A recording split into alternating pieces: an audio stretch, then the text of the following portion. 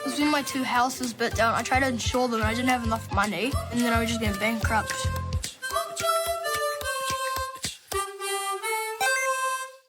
So, children, what is money? Well, the Italian economist Augusto Graziani said that to understand money, you have to understand how a monetary... The way we talk about money is complex and confusing. Primarily by barter. Graziani said that a true monetary economy is inconsistent with the presence... I think this is how a lot of us feel about financial In jargon. a commodity economy, I would buy Ebony's chicken worth half of a sheep, whereas in a monetary economy, I would give her a paper token. How do you get half a sheep? But it doesn't have to be that gruesome or complicated. Teaching kids even the basic stuff about an abstract concept like money is difficult, but then there's the really difficult stuff like investing money. My caveman brain struggles to cope. I've got an experiment which should demonstrate it doesn't have to be that difficult. Now, a large jar of jelly beans. What does that have to do with teaching kids about money, you ask? Well, how many beans do you think are in the jar? Have a guess.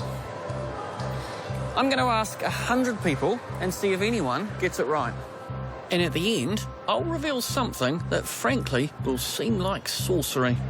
Excuse me, would you like to try and guess how many beans we've got in that jar? 1,600. How many do you think there are? 150. Do you want to guess how many beans are in this jar? Like 453. 2,500. 2,500. 5,000? 1,000. 1,000? Really? It's way more than that. 3,247. These guesses seem all over the place, but everybody's helping us build to an important piece of information.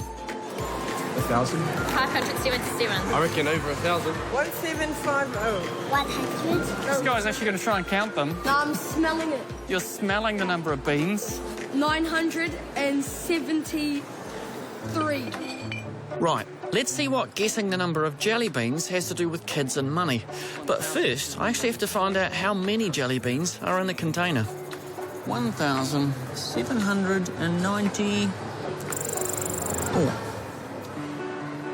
We asked 100 people how many jelly beans were in the jar, so I'm going to add up all the guesses and divide it by 100 to get the average. Whoa. Okay, this is spooky.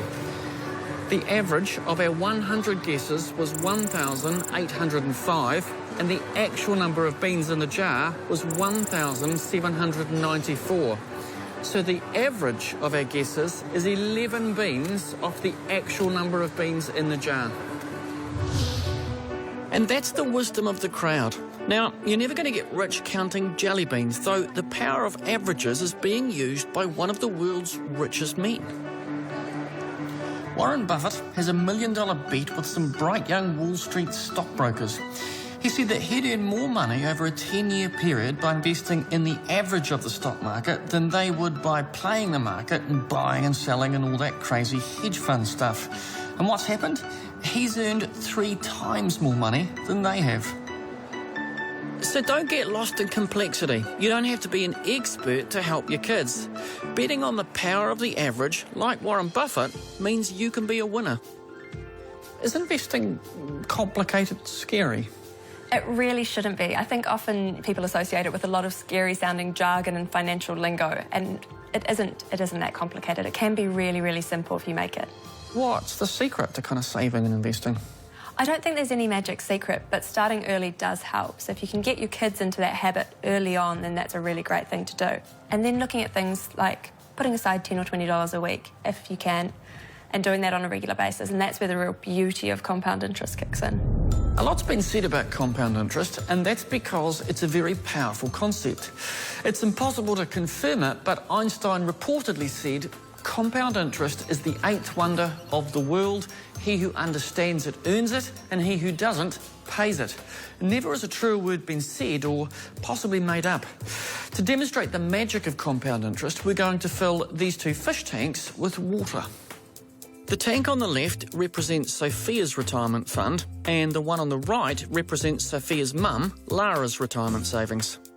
Sophia is going to save around $10 a week or $500 per year, and I'm going to add interest of 8% every year. Year 1, first interest payment.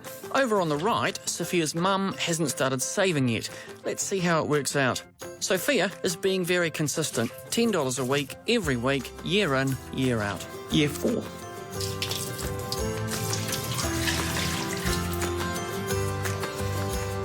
So this is year 10, and for the first time, the amount of interest that Sophia is earning each year is greater than the amount that she's putting in.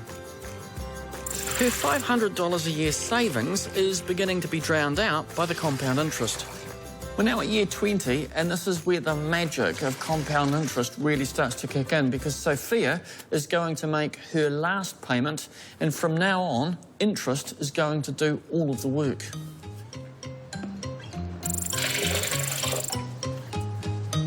So all up, Sophia saved $10,000 of her own money over 20 years. Compound interest increases more and more and more for every year you've been saving. So this is year 34. Sophia's account has basically been increasing the whole time because of compound interest, and Lara has decided that she needs to start saving. First interest payment. Because Lara started a bit later, she's decided to try and save 6 times as much as her daughter saved every year, putting in $60 a week or $3,000 a year. So at year 65, who will have the most money? Sophia, who stopped saving when she was 20, or Lara, who saved for 30 years, but only after starting when she was 35? So we're now at year 57. Sophia, she stopped putting money into here 37 years ago, but through the power of compound interest, there is now $426,000 in her account.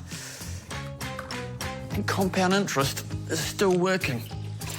The results are in. Sophia saved just $10 a week until she was 20, and that turned into almost $800,000 by the time she was 65. And Lara started saving $60 a week at age 30, but only gets half of what Sophia gets when she turns 65. Compound interest is interest earned on interest. You don't feel the impact of it straight away. Like all good things, it takes time. But that's why it works so well for kids, because they've got all the time in the world. Hello. Next, we're going to try and figure out how and why kids want to spend and save their money. That was amazing.